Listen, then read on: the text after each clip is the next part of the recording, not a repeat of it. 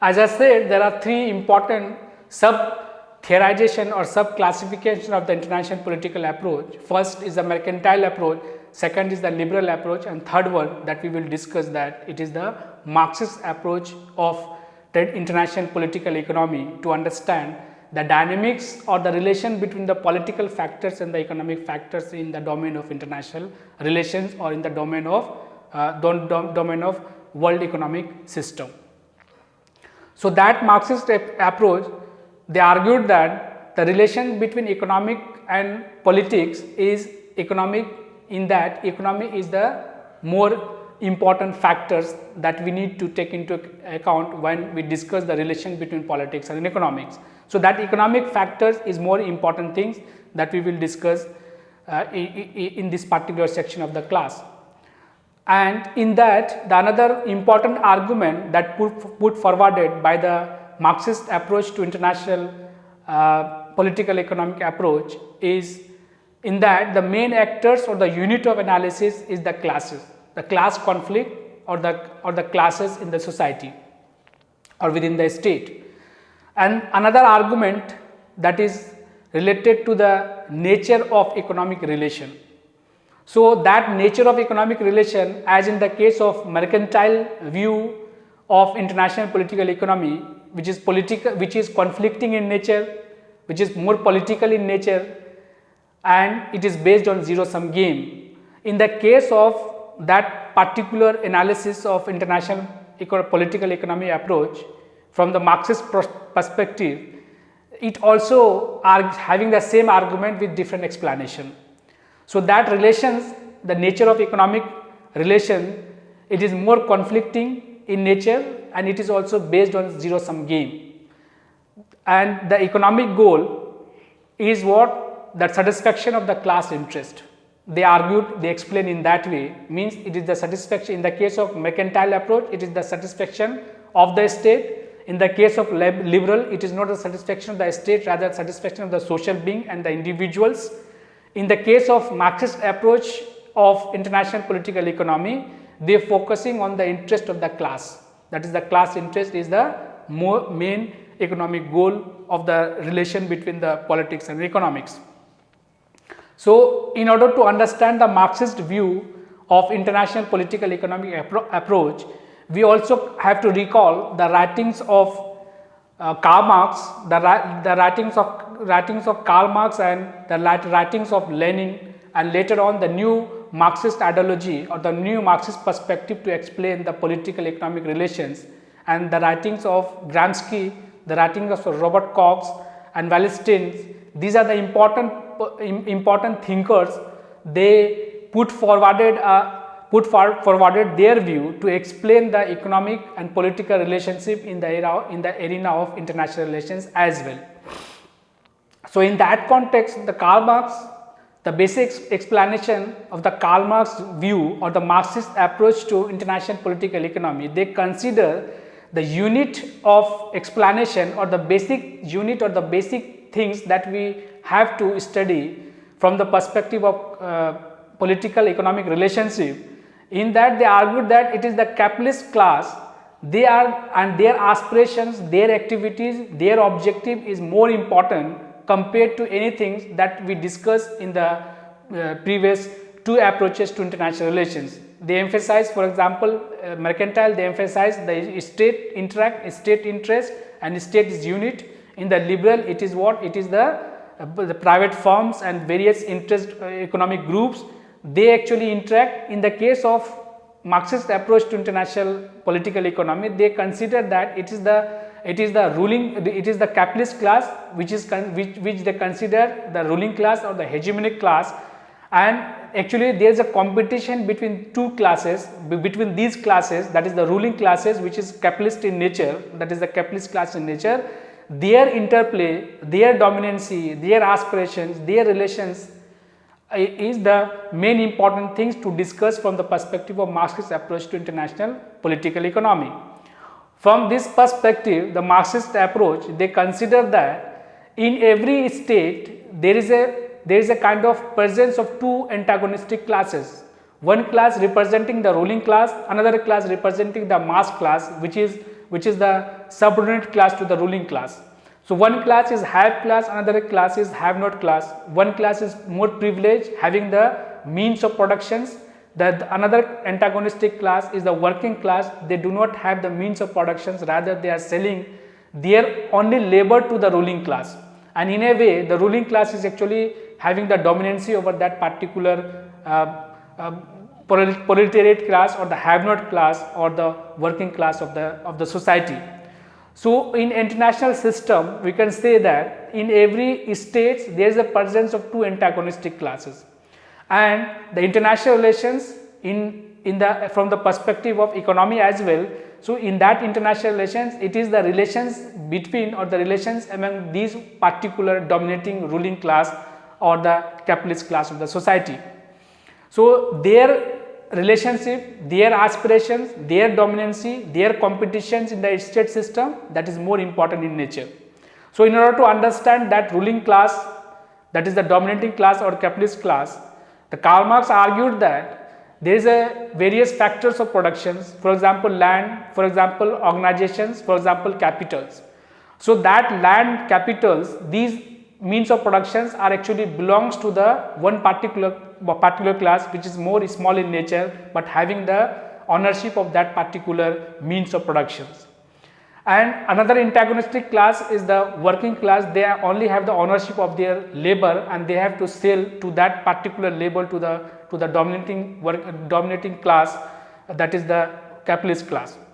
But in transferring that sort of labor to the ruling class, that is the capitalist class, they get less and less as compared to the dominating class or the capitalist class. So the concept of surplus value, the concept of theory of alienation, which was put forwarded by Karl Marx, these are the things that we have to understand. But from the perspective of economic interpretation or the economic analysis or the political economic analysis, we only can give discussion that domination of the ruling class who are present in every state. So their relationship is more important. So in that sense, the basic unit of analysis is the competitions among the various ruling class that present in every society.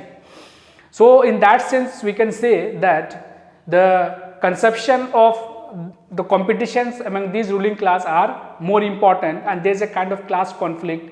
So international relations and the political economic relations have to be seen and have to be analyzed from the perspective of the competitions among the various ruling class present in every society.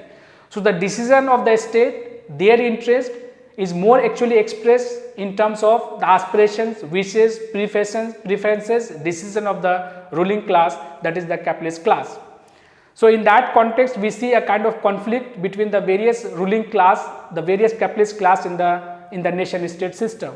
So it is not only the state that interact with the rest of the state, the interest of the state is not important, rather state interaction with the rest of the state is more about a kind of interactions or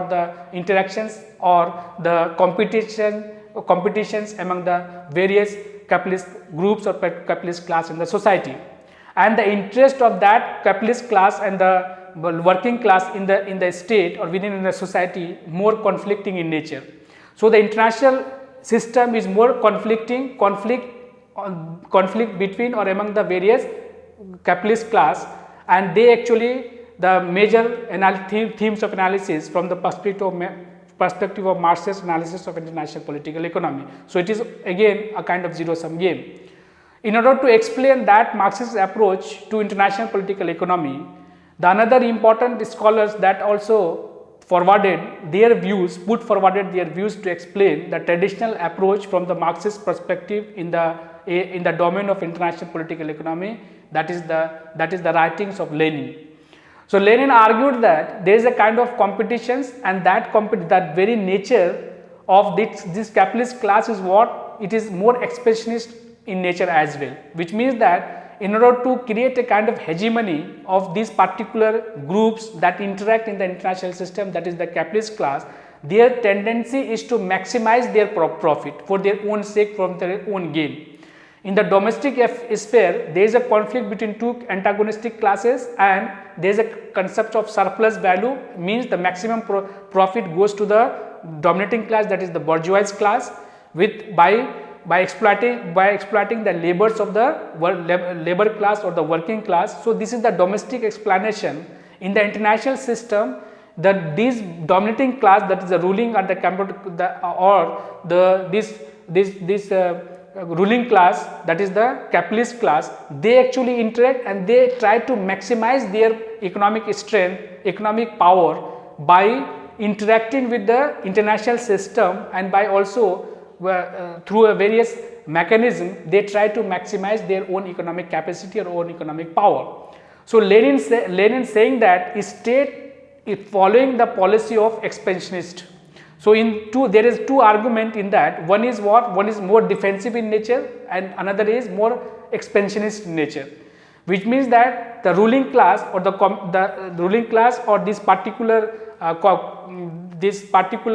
capitalist class, they try to maximize their economic interest in the domestic sphere through the various means by exploiting the labor class or the working class, but in the international sphere they try to maximize their power, economic power or economic capacity through expansion of their state influence as well.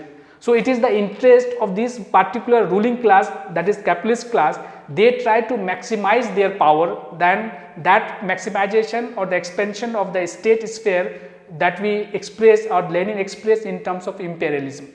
So, he called that imperialism is the highest form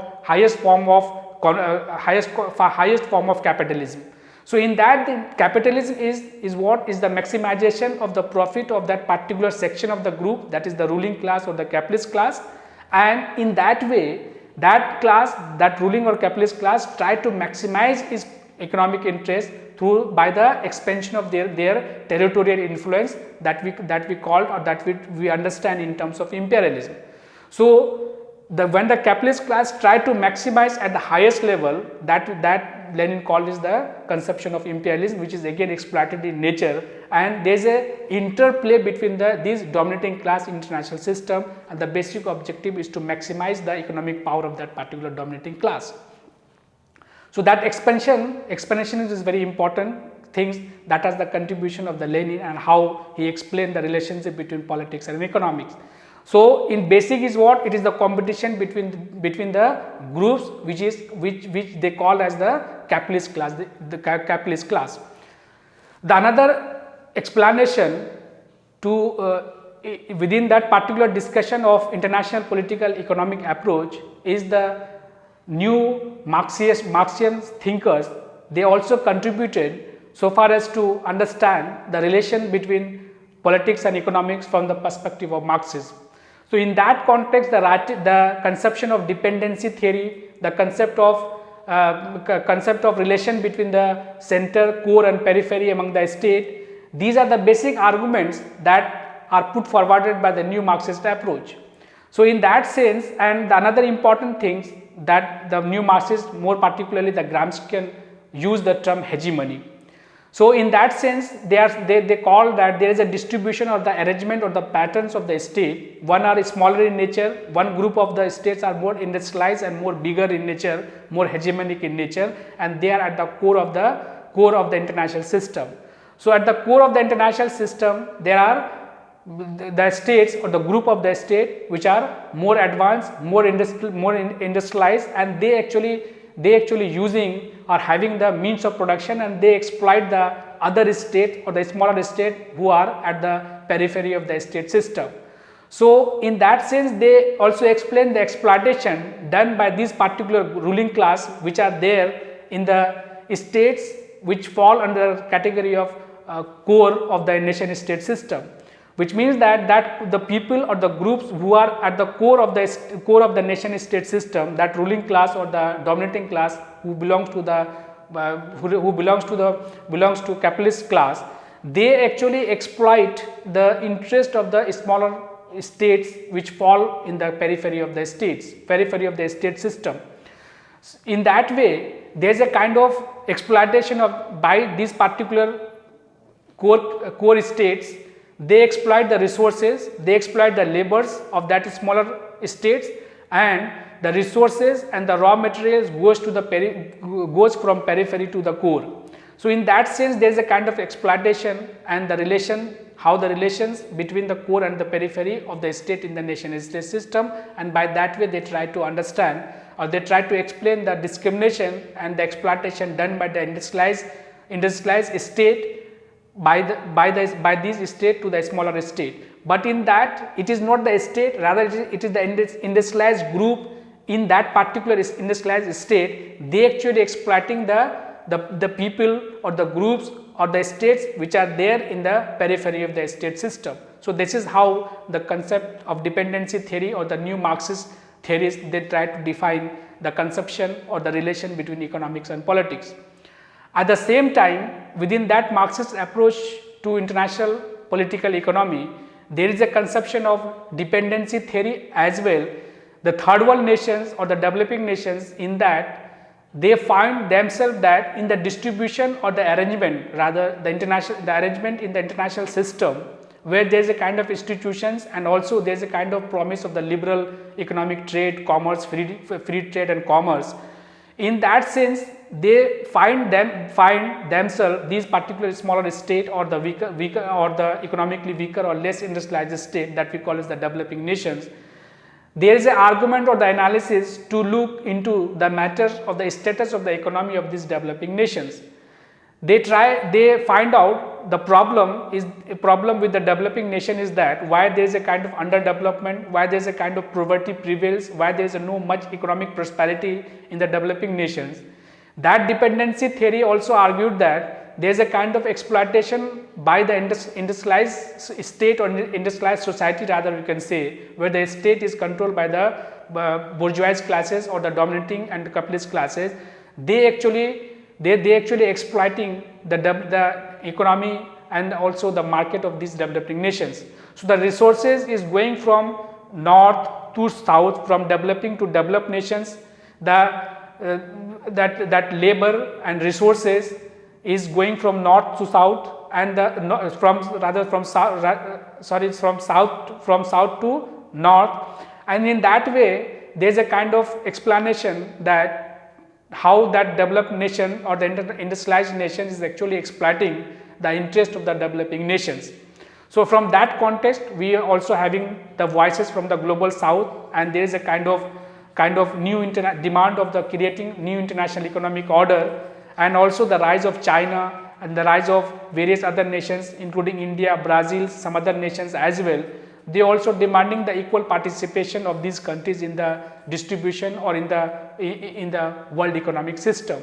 So from that perspective, we see a kind of relationship between politics and economics from the perspective of Marxist kind of approach, and that Marxist approach is actually explaining how exploitation is done by a particular group, that is the bourgeois section of the society, that control all means of productions in the society or in the state system, and how they exploiting actually the interest of the developing nations. So from that perspective, a Marxian approach tried to explain the international political economy in the political economy. So in this particular lecture, we discussed three important tradition or the sub tradition of international political economy. One is the mercantile view or mercantile approach to international political economy. Another is the liberal explanation of international political economy, and third is the Marxist explanation of international political economy. Within Marxist explanation, we also explain the new Marxism, and in liberal we also explain the new neoliberal conception to explain the relationship between politics and international relations. So we have discussed the basic assumptions, the core assumption of international political economy, and we also discussed the traditional approach to international political economy in this particular lecture. So I hope that we have covered the things that we need to discuss within this framework of international political economy as an approach to understand IR or the relation between politics and economy, and the traditional approach to conceptualize the dependency among the state and the relationship between politics and economics.